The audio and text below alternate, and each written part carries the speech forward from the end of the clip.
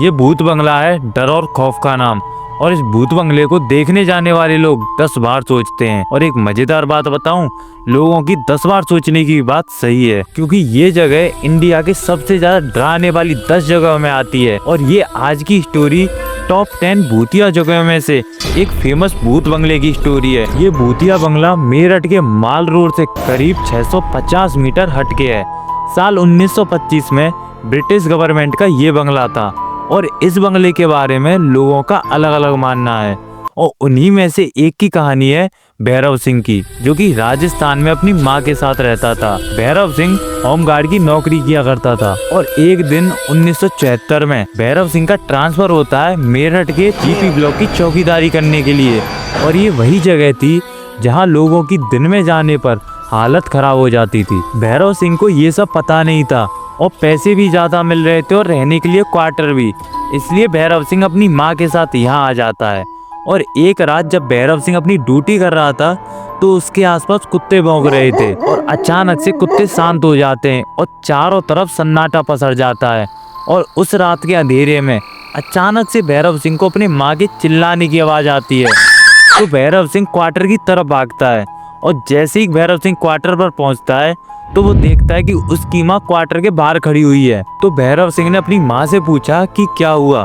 तो वो बताती हैं कि उनको गर्मी लग रही थी, इसलिए वो जैसे ही क्वार्टर के बाहर आई तो उन्होंने देखा कि एक लड़की लाल साड़ी पहनी हुई थी। वो जीपी ब्लॉक के उस बंगले की तरफ जा रही थी।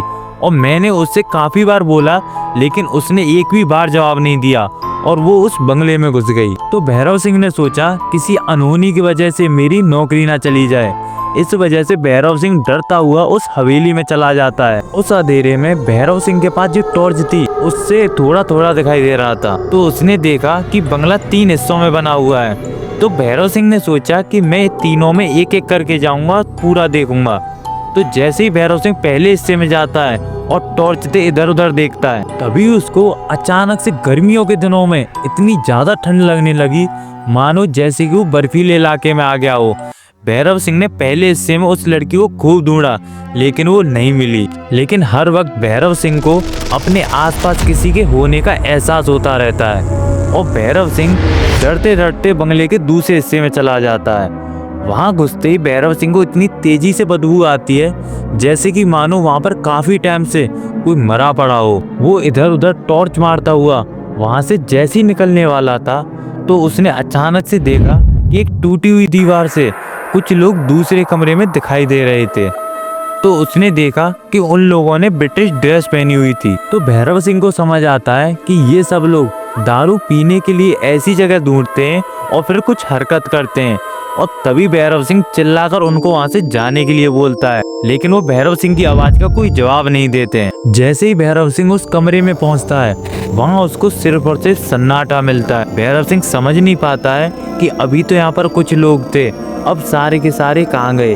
भैरव सिंह इतना घबरा जाता है और वहां से जाने लगता है। तभी भैरव सिंह को कुछ लोगों की ऊपर वाले रूम से जोर जोर से हंसने की आवाज आती है। भैरव सिंह दौड़कर ऊपर जाता है और देखता है कि कुछ लोग उस रूम में बैठकर जोर जोर से हंसे जा रहे हैं। भैरव सिंह फिर से उनको वहां से जाने के लिए बोलता है, लेकिन वो लोग उसका जवाब नहीं देते हैं और जोर जोर से हंसते हैं। और तभी भैरव सिंह गुस्से में आकर अपने डंडे से उनमें से एक को मारता है। तो वो डंडा उस आदमी में से आर पार हो जाता है और वो लोग मुड़कर भैरव सिंह को देखते हैं और उनका चेहरा इतना भयानक था कि ये देखकर भैरव सिंह के पैरों तले जमीन खिसक जाती है।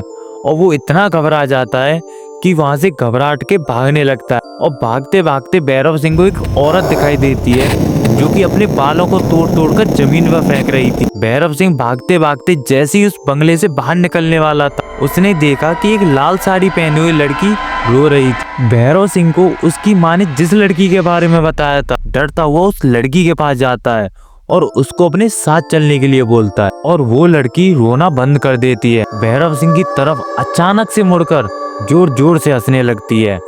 भैरव सिंह ये देखकर बहुत ज्यादा डर जाता है और उस रात अपनी जैसे तैसे जान बचाकर उस बंगले से बाहर निकलता है। और अगले ही दिन भैरव सिंह अपनी नौकरी छोड़कर अपने गांव वापस चला जाता है। ऐसी मजेदार वीडियो देखने के लिए ज्यादा से ज्यादा लाइक करें और सब्सक्राइब कीजिए।